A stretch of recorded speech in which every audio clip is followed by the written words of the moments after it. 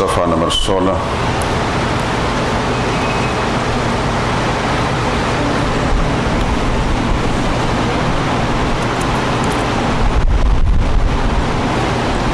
سورہ بقرہ کی آیت نمبر 83۔ اگرچہ عید سے پہلے جو آخری درس ہوا تھا اس میں یہ 4 آیات تلاوت کی گئی تھی 83 سے 86 تک، لیکن چونکہ مضمون بہت لمبا ہے اس کا، اس واسطے پھر میں نے یہ سوچا کہ اتنی آیات کی تلاوت کی جائے جو مضمون بیان ہونے والا ہو۔ اس لیے میں نے آج کے اس درس میں اس وقت آخری جو درس ہوا تھا اس میں صرف اس آیہ کریمہ کا جو پہلا حصہ ہے لا تعبدون الا اللہ تک، اسی پر گفتگو ہوئی تھی اور کافی مفصل گفتگو ہوئی، اور پھر درس مکمل ہوا اور اس کے بعد چھٹی کا اعلان کر دیا گیا۔ تو آج یہی آیات پیش نظر ہیں، لیکن مضمون کا اندازہ کر کے میں نے پھر آپ کو صرف ایک آیت بتائی ہے، آیت نمبر 83۔ اگرچہ اس حصے میں 4 آیات ہیں، آیت 83 سے 86 تک، لیکن چونکہ ہم نے ساری آیتیں اس درس کے اندر مکمل نہیں کر سکنی، اس لیے میں نے ایک ہی آیت کی طرف اشارہ کیا ہے، آیت نمبر 83۔ اعوذ باللہ من الشیطان الرجیم، بسم اللہ الرحمن الرحیم۔ وَإِذْ أَخَذْنَا مِيثَاقَ بَنِي إِسْرَائِيلَ لَا تَعْبُدُونَ إِلَّا اللَّهَ وَبِالْوَالِدَيْنِ إِحْسَانًا وَذِي الْقُرْبَى وَالْيَتَامَى وَالْمَسَاكِينِ وَقُولُوا لِلنَّاسِ حُسْنًا وَأَقِيمُوا الصَّلَاةَ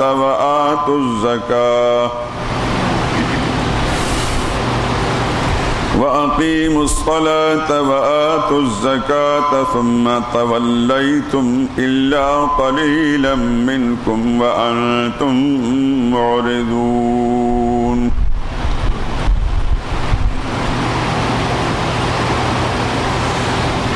وَإِذْ أَخَذْنَا، اور جب ہم نے لیا، میثاق بنی اسرائیل، پختہ عہد بنی اسرائیل سے، لا تعبدون، کہ عبادت نہ کرنا، الا اللہ، سوائے اللہ کے، وبالوالدین احسانا، اور ماں باپ سے اچھا سلوک کرنا، وذی القربى، اور قرابت والوں سے بھی،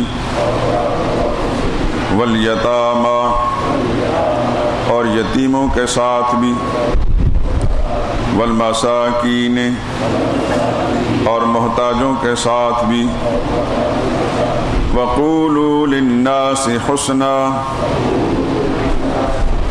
اور کہنا سب لوگوں سے اچھی بات، وَأَقِيمُوا الصَّلَاةَ، اور نماز قائم کرتے رہنا، وَآتُوا الزَّكَاةَ، اور زکوٰۃ دیتے رہنا، ثُمَّ تَوَلَّيْتُمْ، پھر تم نے روگردانی اختیار کر لی، إِلَّا قَلِيلًا مِّنكُمْ، مگر تھوڑے سے لوگ تم میں سے، وَأَنْتُمْ مُعْرِضُونَ، اور تم تو ہو ہی پھر جانے والے۔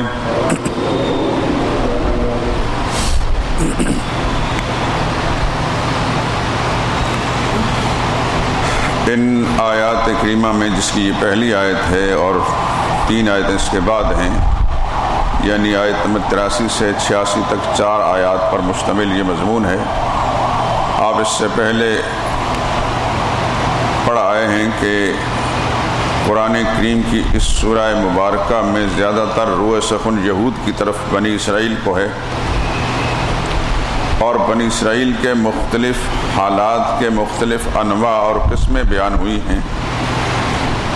2 قسمیں اس سے پہلے بیان ہو چکی ہیں، تیسری قسم بنی اسرائیل کے حالات کی ان آیات کریمہ میں ہے جو 4 آیات پر مشتمل ہیں۔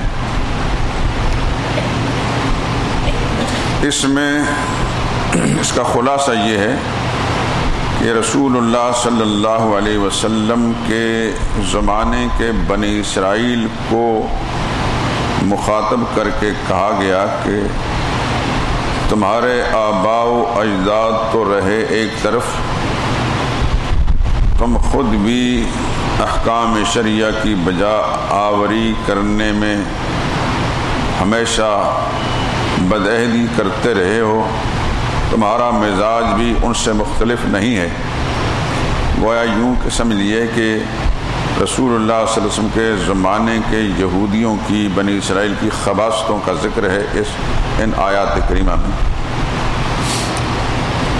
چنانچہ انہیں مخاطب کر کے فرمایا وَإِذَا أَخَذْنَا بَنِي إِسْرَائِيلَ، ہم یاد کرو اس وقت کو جب ہم نے بنی اسرائیل سے پختہ میثاق کہتے ہیں پختہ وعدے کو، پختہ عہد، وعدہ، قرار،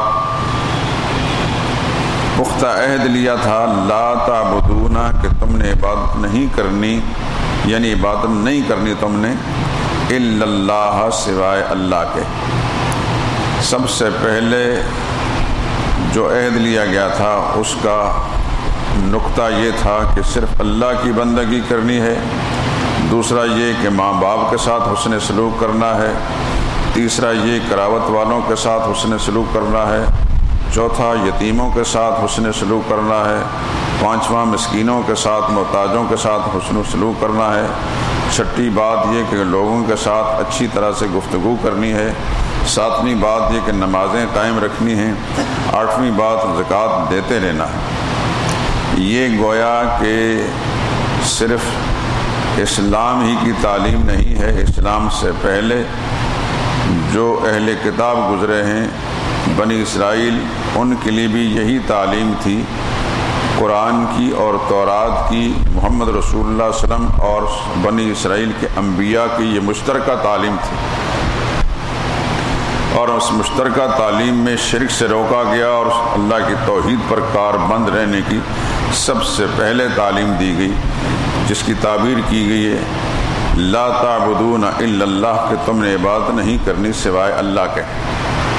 یاد ہوگا آپ کو کہ آخری درس کے اندر اس پر میں نے بڑی مفصل گفتگو کی تھی، سارا درس اس آیت پر گزر چکا تھا، عبادت کیا ہے، اس کی حقیقت کیا ہے، اور بنی اسرائیل کو خاص طور پر اس بات کی تاکید کیوں کی گئی، اور ان کے اندر شرک تھا تو کس قسم کا شرک تھا، عزیر علیہ السلام کو پوجا گیا تو اس کا سبب کیا تھا، یہ باتیں ساری آپ حضرات اس درس کے اندر پڑھ چکے ہیں، کافی تفصیلی گفتگو ہوئی تھی، اور یہ بتایا تھا کہ عبادت کا جو ایک تصور ہے یہ ایک مجموعے کا نام ہے جس کے ذیل میں بہت ساری شاخیں ہیں۔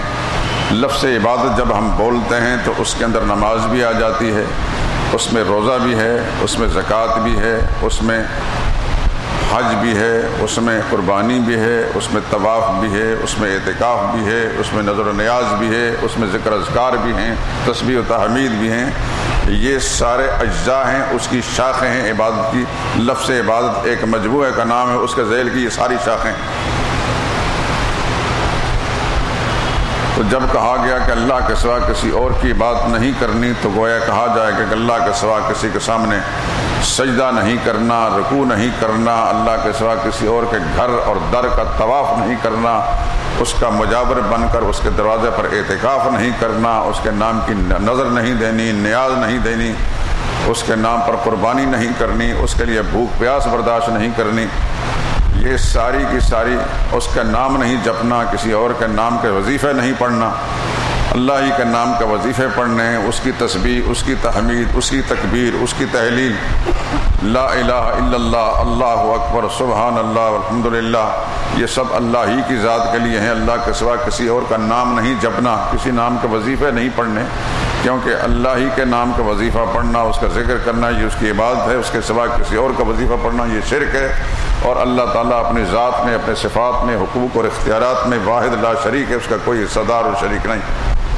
یہ عہد جس طرح امت محمدیہ صلی اللہ علیہ وسلم اور اعلیٰ صاحب الصلاۃ والسلام سے لیا گیا ہے، اس طرح سابقہ انبیاء کرام علیہ السلام کی امتوں سے بھی یہی عہد لیا گیا تھا۔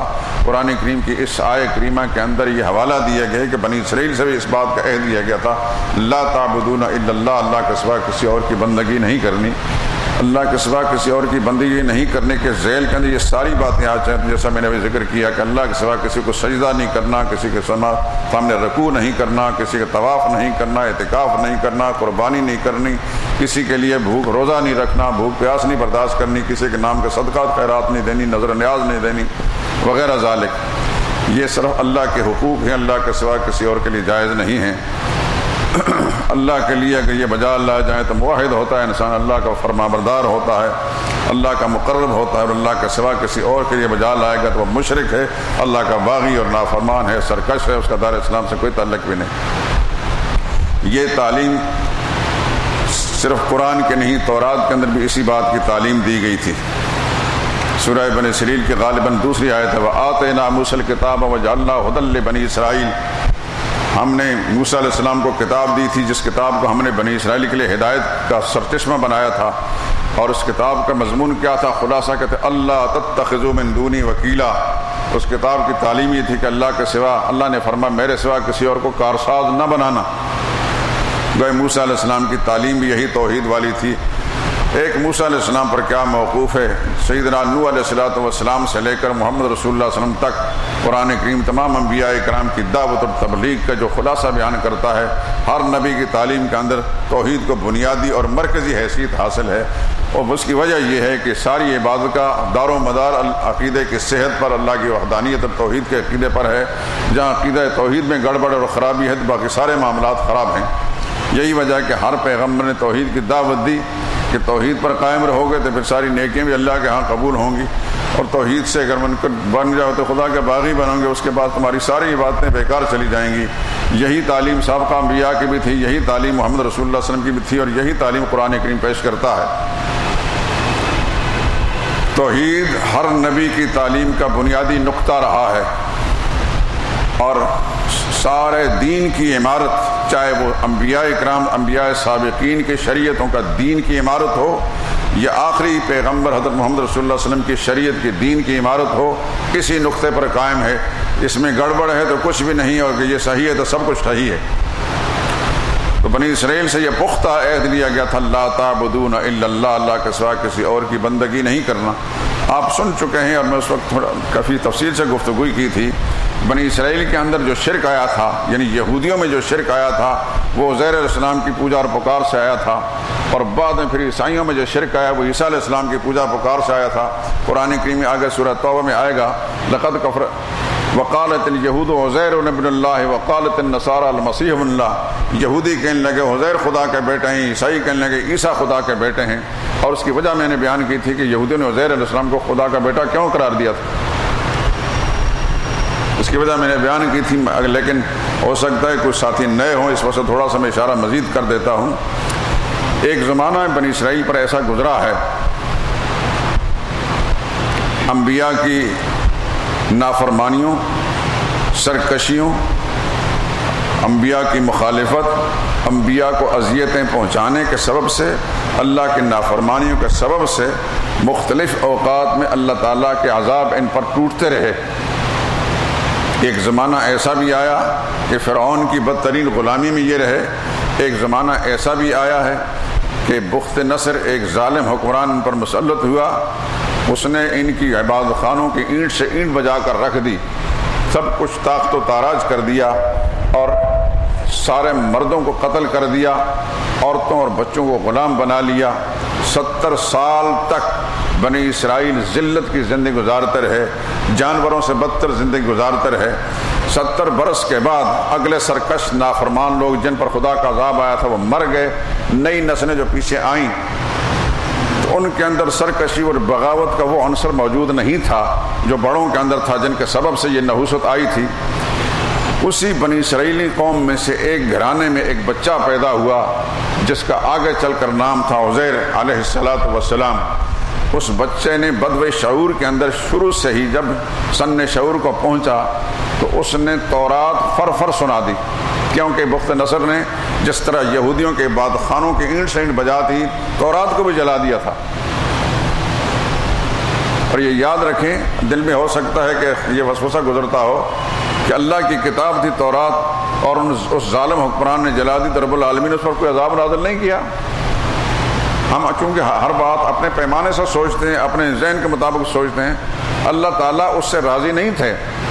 اس کو اللہ تعالیٰ نے بطور عذاب مسلط کیا بنی اسرائیل پر، اور صرف ان کو جسمانی اذیت ہی نہیں پہنچائی بلکہ روحانی اذیت بھی اس نے پہنچائی۔ دیکھیے، ایک مسلمان کو جسمانی تکلیف پہنچے، یقیناً یہ بھی تکلیف ہے، لیکن مسلمان کے لیے سب سے بڑی اذیت یہ ہے کہ اس کے سامنے اس کے پیغمبر کو گالی دی جائے، اس کے سامنے اس کے عبادت خانے کو توڑ دیا جائے، اس کے سامنے اس کی کتاب کو جلا دیا جائے، تو یہ اتنی اذیت ہے کہ زندگی کی آخری سانس تک انسان کی نہیں ختم ہوتی۔ جسمانی تکلیف انسان بھول جاتا ہے، لیکن ذہن کو جو دکھ اور دھچکا لگتا ہے اس کو انسان نہیں بھول سکتا صاحب ایمان پر۔ تو یہ تورات کا جل جانا اور ان کی عبادت خانوں کا مسمار ہونا، یہ در حقیقت اللہ کی طرف سے عذاب تھی، اللہ کی پکڑ تھی، سخت قسم کی تنبیہ تھی۔ بخت نصر کو اللہ تعالیٰ آنے وائس سے مٹا سکتے تھے، اپنی کتاب کو بچا سکتے تھے، لیکن ان کی سزا کے طور پر اللہ تعالیٰ نے اس وقت مہلت دی رکھی اس کو۔ تو تورات کا نام و نشان مٹ گیا، تورات کا کوئی حافظ نہیں تھا، کوئی جاننے والا نہیں تھا۔ اگلے پرانے جب مرنے والے مر گئے تھے، پیچھے سے ساری نسلیں بے خبر تھی۔ تذکرے آ رہے تھے کہ اللہ کی کتاب تھی، تورات تھی، کیسی نہیں تھی، کیا کچھ تھا۔ اللہ کو پھر کرم کرنا ہوا، پھر اللہ کی مہربانی آئی۔ 70 برس کے بعد اسی خاندان میں ایک چھوٹا سا بچہ ذرا شن شعور کو پہنچا تو اس نے ساری کی ساری تورات سنا دی، اس طرح کے بچہ قرآن حکیم سناتا ہے۔ یہ اللہ کی طرف سے ایک معجزہ تھا پیغمبر کا، چونکہ علم الہی میں ان کو اللہ نے نبوت سے سرفراز کرنا تھا، اللہ نے ان کے زبان پر تورات جاری کر دی۔ تو ظاہر بات ہے کہ ایک بچے کا اچانک ہی ساری تورات کو سنا دینا ساری قوم کے لیے حیران کن بات تھی، اور ہر آدمی کے ذہن کے اندر تھا کہ یہ کوئی انوکھا بچہ ہے، یہ انوکھی مخلوق ہے، یہ عام انسان نہیں ہے۔ چنانچہ اسی تصور کی بنا پر عزیر علیہ السلام کو انہوں نے خدا کا بیٹا کہا اور عزیر علیہ السلام کی پوجا پاٹ شروع کر دی، پھر شرک میں مبتلا ہو گئے۔ اس پر اللہ نے فرمایا کہ یہودیوں نے کہا عزیر خدا کے بیٹے ہیں، عیسائی کہنے لگے عیسیٰ خدا کے بیٹے ہیں۔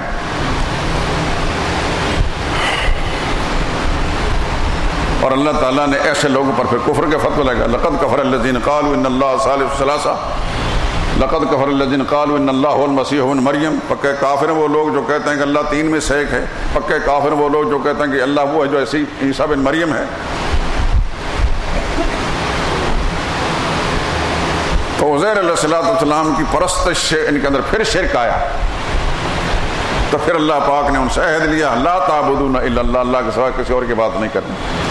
اور پھر آپ جانتے ہیں اسی سورہ مبارکہ میں تیسرے پارے کے بالکل آغاز کے اندر آیت الکرسی کے بعد دو آیتیں چھوڑ کر ایک مضمون آ رہا ہے، او کالذی مر علی قریۃ وہی خاویۃ علی عروشها۔ عزیر علیہ السلام کے بارے میں مفسرین لکھتے ہیں کہ ایک بستی پر ان کا گزر ہوا، وہ بستی جس طرح زلزلہ آتا ہے تو زلزلے سے ساری بستیاں گر جاتی ہیں، مسمار ہو جاتی ہیں۔ میں نے یہ جو 1995 کا زلزلہ آیا تھا تو صبح سرحد کے بعض علاقوں میں نے اپنی آنکھوں سے جا کر دیکھا وہ آبادیاں جو مجھے بچپن سے یاد ہیں کہ بڑے ہنستے بستے لوگ تھے، میں نے ان کو دیکھا ملیا میٹ ہو چکے تھے، جیسا کہ قرآن کریم کہتا ہے کہ یہاں کوئی بسا ہی نہیں، تمام گھروں کی چھتیں زمین پر پڑی ہوئی تھی۔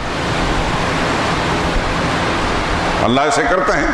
تو ایسی بستی جس کی چھتیں زمین پر گری ہوئی تھی تو عزیر علیہ السلام گزر ہوا تو دل میں خیال گزرا یا زبان سے کہا، انا یحیی ھذہ اللہ بعد موتہا، کل تک یہ آبادی تھی آج برباد ہو چکی ہے، کیا دوبارہ پھر کبھی آباد ہوگی؟ اگر ہوگی تو کیسے اللہ اس کو آباد کریں گے؟ قرآن کا اسلوب یہ ہے۔ تو اللہ تعالیٰ اپنے پیغمبر خصوصاً مقبولان بارگاہ الہی کے دل میں ادنا قسم کا بھی کچھ شبہ کا شائدہ پیدا ہو تو اللہ فوراً اس کو زائل کرتے ہیں، ان کو شبہ قائم نہیں رہنے دیتے۔ اللہ نے عزیر علیہ السلام کے اس شبہ اور اشکال کا جواب دینے کے لیے انہی پر موت طاری کر دی۔ اور پھر مرے تو پورے 100 سال تک وہاں پڑے رہے. فَأَمَاتَهُ اللَّهُ 100 عَامٍ، اللہ نے 100 سال ان کو موت دیے رکھی. ثُمَّ بَعَثَهُ، اور 100 سال کے بعد اللہ ان کو زندہ کیا. اور اللہ نے پوچھا کم لبثت، بتائیں کتنا عرصہ یہاں پڑے رہے؟ تو قال لبثت یوما او بعض یوم، عزیر علیہ السلام نے جواب دیا کہ میں ایک دن یا آدھا دن یہاں پڑا رہا.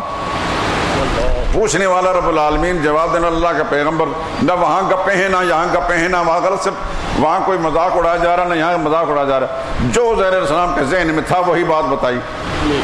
معلوم ہوتا ہے کہ مر جانے کے بعد چاہے پیغمبر بھی ہو اس کو بعد کے دنیا کے حالات کی خبر نہیں ہوتی.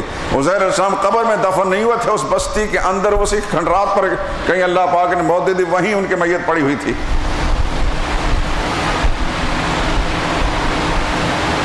عجیب معاملہ ہے. قرآن کی واضح آیتیں ہیں. 100 برس کے بعد اللہ نے زندہ کر کے ان سے پوچھا کتنا عرصہ پڑے رہو؟ جواب دیا ایک دن یا آدھا دن. اللہ نے فرمایا نہیں، بل لبثت 100 عام، آپ 100 سال یہاں پڑے رہے.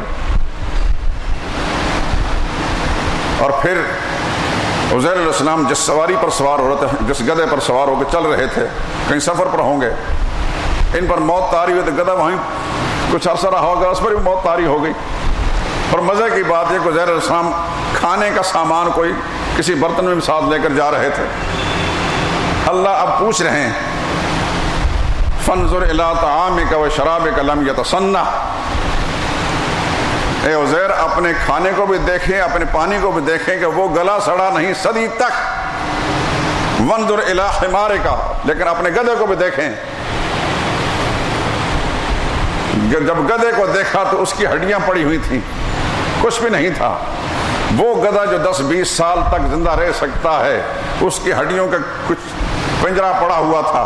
اور وہ کھانا جو چند گھنٹوں کے بعد برباد ہو سکتا ہے، 1 صدی تک میرے اللہ نے اس کو گلنے سڑنے نہیں دیا اور برباد نہیں ہونے دیا.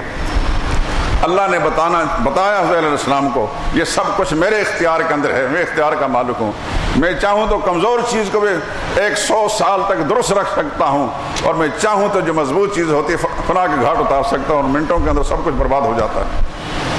پھر فرمایا اس گدھے کی ہڈیوں کو دیکھو، کیف ننشزھا، تم اپنی آنکھوں سے دیکھتے جاؤ ان ہڈیوں میں ہم کس طرح حرکت پیدا کرتے ہیں، پھر کس طرح ان کو جوڑتے ہیں. ثم نکسوھا لحما، تمہاری آنکھوں کے سامنے اس پر ہم گوشت چڑھائیں گے.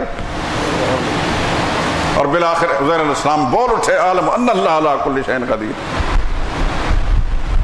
کہ میرے دل میں یہ خیال آیا تھا کہ بس دوبارہ آباد ہوگی نہیں ہوگی. اللہ نے عملاً جواب دے دیا کہ اللہ ہر چیز پر قادر ہے، وہ جب چاہے مٹا سکتا ہے اور جب چاہے اس کو آباد کر سکتا ہے.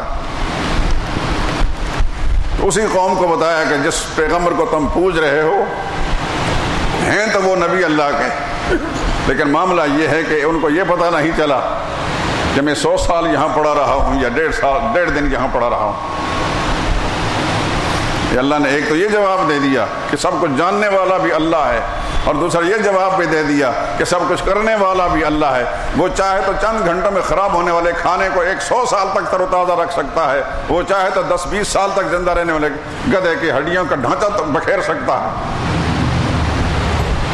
تو بنی اسرائیل کے اندر بھی شرک آیا تو ان کو شرک سے بچانے کے لیے اور عقیدہ توحید پر لانے کے لیے اللہ نے ان سے پختہ عہد لیا، لا تعبدون الا اللہ، اللہ کے سوا کسی اور کی بندگی تم نے نہیں کرنی.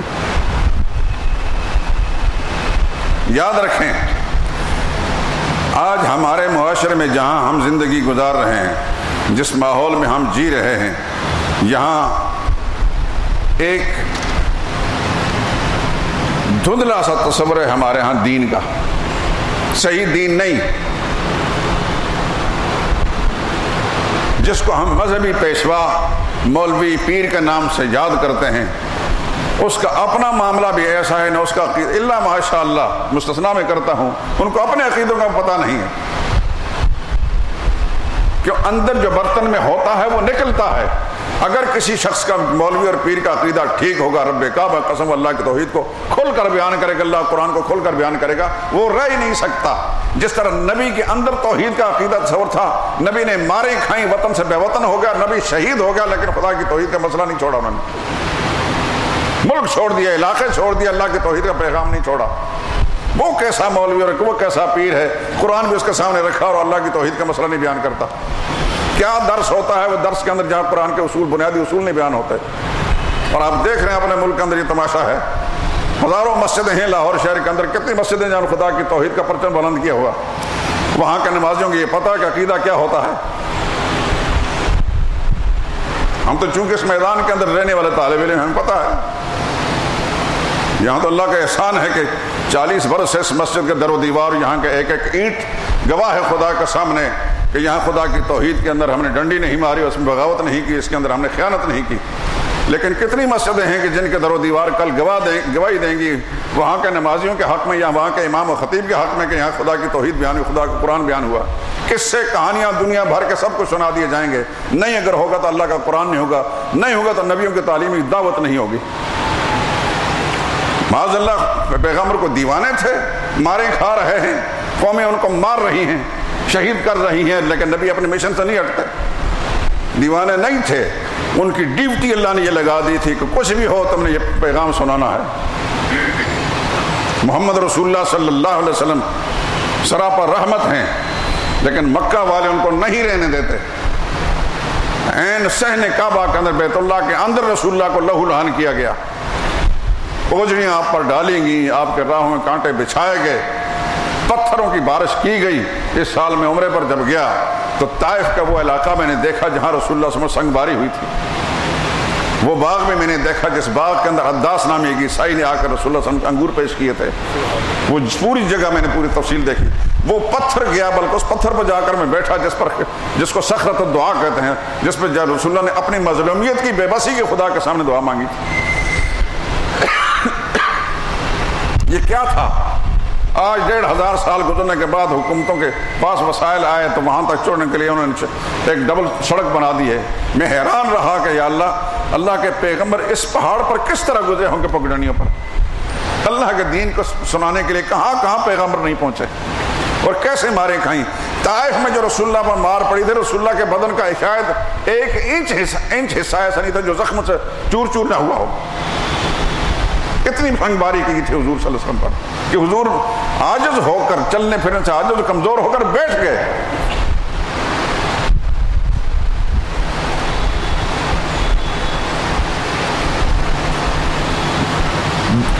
ایک مشرک جو دور سے دیکھ رہا تھا حضور صلی اللہ علیہ وسلم کی اس بے بسی کیفیت کو، اس مشرک کو ترس آیا رسول اللہ صلی اللہ علیہ وسلم کی اس بے بسی پر، اور اس نے اپنے ایک عیسائی غلام کو ایک پلیٹ کے اندر انگور، اپنے باغ کے انگور توڑ کر بھیجا کہ یہ جو مسافر ہے، اجنبی مسافر ہے، زخم سے چور چور اس کو لے جا کر یہ دے آؤ۔ جب وہ لے کر آیا حضور صلی اللہ علیہ وسلم کے سامنے تو رسول اللہ صلی اللہ علیہ وسلم زخمی بھی تھے اور بھوکے بھی تھے۔ کہاں مکہ اور کہاں طائف، ایک لمبا سفر ہے، خصوصاً پیدل۔ ہمارے عبد الخالق صاحب جب اللہ نے ان کو یہ شرف دیا ہے، مدینہ طیبہ میں ایک عرصے سے رہ رہے ہیں، بڑے خوش نصیب انسان ہیں، یہ وہاں کے ایک ایک انچ کو جانتے ہیں، یہ میری بات کی تصدیق کریں گے۔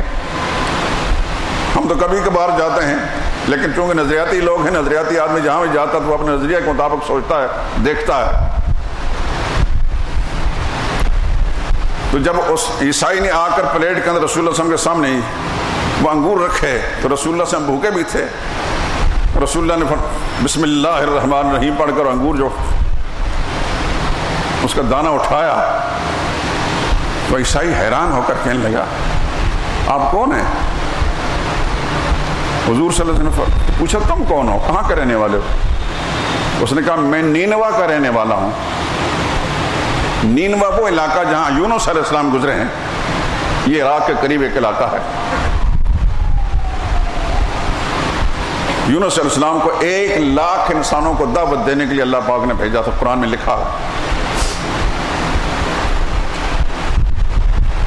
وہ چونکہ نینوا کا رہنے والا تھا، عیسائی تھا، اور عیسائیوں کو کم از کم انبیاء اکرام کی تعلیمات، آج کی عیسائی کی بات نہیں کر رہا، اس زمانے کی عیسائی کی نبی کی تعلیم اسے معلوم تھی۔ تو وہ حیران ہوا کہ یہ کلمہ کہنے والا، بسم اللہ الرحمن الرحیم پڑھنے والا خدا کو پیغمبر ہی ہو سکتا، نبی کے سوا کوئی اور نہیں یہ کلمہ نہیں پڑھ سکتا۔ تو اس نے کہا آپ کون ہیں؟ تو حضور صلی اللہ علیہ وسلم جب اس سے پوچھا تم کہاں کے ہیں، اس نے کہا میں نینوا کا۔ تو حضور نے فرمایا کہ ہاں وہاں میرے بھائی پیغمبر یونس گزرے ہیں، میں بھی اللہ کا پیغمبر، وہ بھی اللہ کا پیغمبر تھے۔ تو وہ عیسائی آگے جھکا، رسول اللہ کے پاؤں پکڑ لیا اس نے، اور کہنے لگا یہ کلمہ سوائے نبی کے کوئی نہیں پڑھنے والا۔ اس کا مالک دور سے دیکھ رہا تھا، اس نے دل سے وہ مسلمان ہو گیا وہ عیسائی، دور سے وہ مالک دیکھ رہا تھا کہ تم کیا کر رہے تھے؟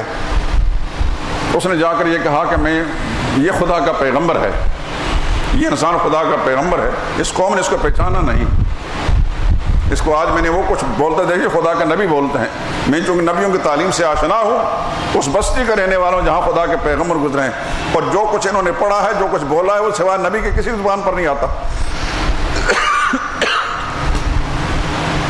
اس نے کہا خبردار، لگتا ہے تجھ پر جادو کر دیا اس آدمی نے۔ اس نے کہا میرے آقا آپ کچھ بھی سمجھیں، لیکن یہ صاف کہتا ہوں یہ خدا کے پیغمبر ہیں، اور جو بھی ان سے ٹکرا کے وہ تباہ برباد ہو جائے گا۔ بالآخر اللہ نے اس کو ہدایت دے دی، مسلمان ہو گیا، اور وہ سارے مشرک مظالم کے پہاڑ توڑنے والے ایک ایک کر کے جہنم رسید ہو گئے۔ تو تمام انبیاء اکرام علیہ السلام جانوں پر کھیلتے رہے، زخم سے چور چور رہے، لیکن اپنا مشن نہیں چھوڑا۔ یاد رکھیں جو بھی مسلمان ہے، جس کا بھی نبی سے تعلق ہے، اگر نبی سے سچا تعلق ہے، وہ کبھی عقیدہ توحید سے اپنے سینے کو خالی نہیں کر سکتا، نہ اس کی زبان کبھی اس سے ناشنا ہو سکتی ہے، وہ خود بھی اس عقیدے پر قائم رہے گا اور اس عقیدے کی دعوت دے گا کہ اصل اصول دین کا بنیادی اصول جو ہے اللہ کی توحید ہے۔ سارے دین کی عمارت، نماز اس پر موقوف، روزہ اس پر موقوف، زکوٰۃ اس پر موقوف، حج اور طواف اس پر موقوف، قربانی اور نظر نیاز اس پر موقوف، صدقہ و خیرات اس پر موقوف۔ یہ ساری چیزیں بیکار ہیں اگر عقیدہ توحید ٹھیک نہیں۔ عقیدہ توحید ٹھیک ہے تو ایک ذرہ ذرار نیکی اللہ کے ہاں قبول درجہ پار جاتی ہے۔ تو اس لیے بنی اسرائیل سے بھی اللہ پاک نے پختہ عہد لے، میثاق کا معنی ہوتا ہے پکا عہد، قسم کے ساتھ قول و قرار لینا کہ اللہ کے سوا کسی اور کی بندگی نہیں کرنا، اور یہ حقوق اللہ میں سے ایک حق ہے۔ سارے قرآن کریم کے اندر آپ دیکھیں جگہ جگہ اللہ نے سب سے پہلے اپنا حق بیان کیا ہے، اور پھر حقوق کی جب بات آتی ہے مخلوق میں سب سے پہلے پھر ماں باپ کا حق بیان کیا جاتا ہے۔ آگے انشاءاللہ آیتیں آئیں گی، سورہ مائدہ کے اندر آئیں گی، وہاں بھی تفصیل سے گفتگو کریں گے، اگر زندہ رہے تو انشاءاللہ سورہ بنی اسرائیل میں تفصیل آئے گی، وہاں بھی گفتگو کریں گے، سورہ لقمان میں آئے گی، وہاں بھی تفصیل سے گفتگو کریں گے، اس کے بعد 26ویں پارے میں ذکر آئے گا، وہاں بھی تفصیل ذکر کریں گے۔ والدین کا ذکر قرآن کریم میں جا بجا آیا ہے، یہاں بھی ہے کہ اللہ نے پختہ عہد لیا بنی اسرائیل سے، سب سے پہلے اپنا حق بیان کیا کہ اس کے اندر گڑبڑ نہیں کرنی۔ نمبر 2 بالوالدین احسان، اپنے ماں باپ کے ساتھ حسن سلوک کرنا، ماں باپ مسلمان ہوں یا کافر، ان کی جسمانی خدمت بھی کرنی ہے اپنے ہاتھوں سے، مالی خدمت بھی کرنی ہے۔ البتہ دین کے معاملے میں اگر ان کا عقیدہ ٹھیک نہیں، دین کے معاملے میں اللہ کے فرائض سے روکتے ہیں، یا عقیدہ شرکیہ رکھنے کے سبب سے شرک کی تعلیم دیتے ہیں، یہ شرکیہ کام کرنے کے لیے کہتے ہیں۔ مثال کے طور آج کوئی شخص اپنے بیٹے سے کہتا ہے جاؤ داتا صاحب پر دیگ چڑھاؤ، تو باپ کی خدمت تو کرنی ہے، اس کے ہاتھ پاؤں بھی دبانے ہیں، اس کو مالی خدمت بھی کرنی ہے، ہر طرح کی اس کی خدمت میں جا لانی ہے، لیکن یہ بات اس کی نہیں ماننی کیونکہ یہ شرکیہ بات ہے۔ باپ کہتا ہے کہ فرض نماز چھوڑ دو، یہ بات نہیں ماننی۔ باپ کہتا سنتیں چھوڑ دو، 1 دفعہ 2 دفعہ 3 دفعہ ٹالا جا سکتا ہے باپ کے کہنے پر سنتوں کو، لیکن اگر کہتا مستقل سنتیں نہیں پڑھنی تو پھر اس کی بات کو نہیں مانا جائے گا۔ باپ کہتا نفل نماز نہیں پڑھو تو وہ نفل نماز چھوڑ دی جائے، باپ کی بات مانی جائے گی۔ یاد رکھیں یہ درجہ بدرجہ ہے، یہ اصول ہیں شریعت کے۔ نوافل سے ماں باپ روکتے ہیں تو نوافل چھوڑ دیے جائیں، ماں باپ کی بات مانی جائے۔ فرائض سے روکتے ہیں تو پھر وہ بات نہیں مانی جائے گی۔ سنتوں سے روکتے ہیں تو 1 دفعہ 2 دفعہ 3 دفعہ ان کی بات کو مانا جائے گا، لیکن مستقل اگر سنتوں کے باغی بناتے ہیں تو پھر وہاں بات نہیں مانی جائے گی۔ ماں باپ کہتے ہیں کہ داڑھی منڈوا کر رکھو، یہ چونکہ رسول اللہ صلی اللہ علیہ وسلم کی طرف سے ایک تعلیم ہے اور واجب ہے داڑھی اسلام کے اندر، اس وجہ سے ماں باپ کی بات نہیں ماننی۔ خدمت پھر بھی کرنی ہے، کافر ماں باپ کی خدمت پھر بھی کرنی ہے، مالی طور پر بھی جسمانی طور پر بھی ہر آرام ان کو پہنچانا ہے، لیکن دین کے معاملے میں اگر دین سے باغی بناتے ہیں تو اب دین کے معاملے بات نہیں ماننی۔ اسی قرآن کریم کے اندر 21ویں پارے میں سورہ لقمان کے اندر اللہ نے فرمایا وَإِن جَاهَدَاكَ عَلَىٰ أَن تُشْرِكَ بِي، تیرے ماں باپ اگر تمہیں مجبور کرتے ہیں کہ تو شرک کر، فَلَا تُطِعْهُمَا، تو پھر ان کی بات کو نہیں ماننا۔ لیکن ساتھ ہی اللہ نے فرمایا وہ صاحبہما فی الدنیا معروفا، دنیا کی زندگی میں ان کے ساتھ اچھا سلوک ہی کرنا ہے۔ اللہ نے اپنا حق بیان کرنے کے بعد ماں باپ کا حق کیوں بیان کیا؟ کہ اس انسان کے تخلیق کے اندر، اس کے پیدائش کے اندر سب سے پہلا احسان رب العالمین کا ہے کہ اللہ نے اس انسان کو پیدا کیا۔ پھر اس انسان کی تربیت اور پرورش کرنے کے اندر رب العالمین کی پرورش کا نظام ماں کے پیٹ کے اندر جاری و ساری رہا۔ لیکن جس وقت مخلوق کی باری آتی ہے تو مخلوق میں ماں باپ اس انسان کے دنیا میں وجود میں آنے کا ذریعہ بنتے ہیں، ماں کے پیٹ سے یہ پیدا ہوتا ہے، اور ماں باپ ہی اس کی ابتدائی تربیت کرنے کے اندر اپنا حصہ ڈالتے ہیں۔ اس وقت ساری کائنات کے اندر سب کائنات کو چھوڑ کر سب سے پہلے اللہ تعالیٰ نے مخلوق میں ماں باپ کا ذکر کیا۔ رسول اللہ صلی اللہ علیہ وسلم سے پوچھا گیا من ابر یا رسول اللہ، یا رسول اللہ میرے حسن سلوک کا مستحق کون ہے؟ تو خدمت کے معاملات میں حضور نے والدہ کو ترجیح دی، تیری ماں ہے، پھر پوچھا تیری ماں ہے، پھر پوچھا تیری ماں ہے، چوتھے نمبر فرمایا تیرا باپ ہے۔ لیکن احترام کے معاملے میں، باقی امور کے معاملے میں باپ کا حق مقدم ہوگا، خدمت کے معاملے میں ماں کا حق مقدمہ ہوگا۔ یہ یاد رکھنے اصولوں کو سمجھ لینا۔ ماں چونکہ ناقص العقل ہوتی ہے عورت ہونے کے سبب سے، دین اور دنیا کے معاملے میں وہ اتنی سوجھ بوجھ نہیں رکھتی جو باپ رکھتا ہے، اس لیے باپ کی بات کو ترجیح دینی پڑے گی زندگی کے اصولوں کو سامنے رکھنے کے لیے، اس میں کامیابی حاصل کرنے کے لیے۔ اور احترام کے معاملے میں جہاں تک جسمانی خدمت کا معاملہ ہے ماں کو مقدم رکھنا ہوگا، جیسے حضور صلی اللہ علیہ وسلم نے فرمایا ہر چیز کو اپنے اپنے درجے پر رکھے۔ خدمت کے اصول میں ماں مقدم ہے، باقی معاملات میں باپ مقدم ہے، لیکن ساری دنیا کے انسانوں میں سے بڑھ کر انسان پر حق جو ہے وہ ماں باپ کا ہے۔ اس لیے بنی اسرائیل کو بھی یہ تعلیم دی گئی وبالوالدین احسانا، ماں باپ کے ساتھ حسن سلوک کرنا ہے، اچھا سلوک کرنا ہے۔